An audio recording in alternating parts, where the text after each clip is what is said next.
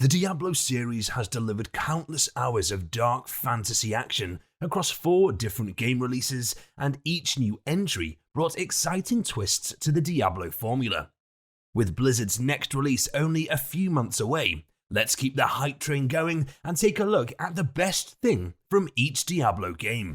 Diablo 1 has a phenomenal atmosphere. When Diablo 3 introduced a colourful, brighter colour aesthetic to the series, many long-term fans missed the dark and brooding atmosphere of the first 2 games. While Diablo 2 remains a fan favourite, the fans that were there from the beginning agree that the first game nailed the dark fantasy setting perfectly. The game achieved this sense of dread through multiple aspects of the level and game design. For one, the clash of Catholicism and demonic horror are exemplified in settings like the village of Tristram. In terms of the story, the denizens are incapable of escaping a life of torment within the town. For one depressing reason or another, each villager is tied to Tristram and is doomed to live there for the rest of their days. Many who did try to escape were slaughtered. The setting itself is dripping with atmosphere, since the level designers pulled from the European Dark Ages when crafting the aesthetics of the town itself. But the thing that really accomplishes this phenomenal atmosphere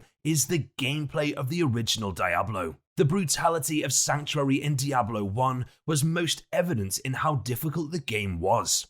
Each iteration since has strived to make the games more accessible, but in doing so, a lot of the series' dread has been lost.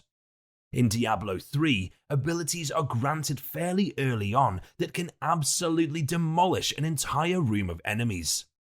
This is fun in its own right, but way back when Diablo 1 was released, the combat required far more patience and strategy, since the player was way more vulnerable. That vulnerability, tied to the oppressive mood and tone of the world, created the perfect amount of dread in Diablo 1's atmosphere, something no game in the series has quite accomplished since.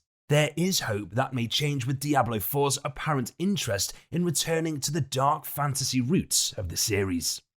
Diablo 2 has amazing character builds. With the first game introducing players to the wonderfully horrific lands of Sanctuary, it was time to update the game's systems with the next release.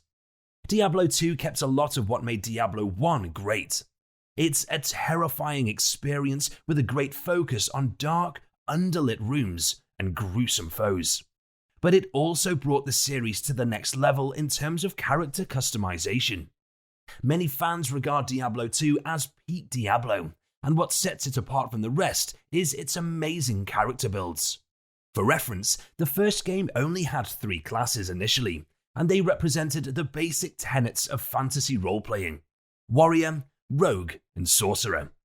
The monk, a hand-to-hand fighter, was added later, but overall, the simple yet effective customizability was a good starting point. With Diablo 2, the number of classes nearly doubled. They also introduced more specific and interesting gameplay styles across the Amazon: assassin, barbarian, druid, necromancer, paladin, and sorceress. Within each of those classes is a skill tree that further grants the player even more options in customizing their own unique demon slayer. Unfortunately, these heights were never achieved again, as Diablo 3 and Immortal don't quite accomplish the same amount of focused character building. Many players are hoping Diablo 4 can learn from those games' weaknesses and re-employ the amazing character builds from Diablo 2. Diablo 3 has the best power fantasy. While it may not reach the level of existential dread the first 2 games established for the Diablo series, Diablo 3 traded in the grounded horror for a pure demon-demolishing power fantasy. Diablo 3 was the series at its most accessible, meaning that Blizzard wanted to appeal to a wider audience with the 3rd outing in the series. One decision was to grant the player powerful skills and abilities early on, while ditching the slower-moving pace of the character from earlier games in favor of a constantly sprinting demon-killing machine. Diablo 3 moves much faster in both minute-to-minute gameplay, along with the broader upgrade path through loot drop and skill acquisition rates. This means that the player really gets to feel like an unstoppable force, tearing through Sanctuary within the first hour or so of gameplay. Players who may have been turned off by the first two games' slower, more tactical pace would find more enjoyment from the power fantasy of Diablo 3. Here's hoping they can appeal to both sides of the fanbase by striking the perfect balance in the player's power crawl when Diablo 4 releases. Diablo Immortal is the most accessible. There is little mystery in finding out which game in the series has the most amount of criticism. Many players disliked Diablo Immortal for a plethora of reasons, including its pay-to-win aspects and grindy free-to-play nature. But when looking at the game as a whole, there are things to love about Diablo Immortal.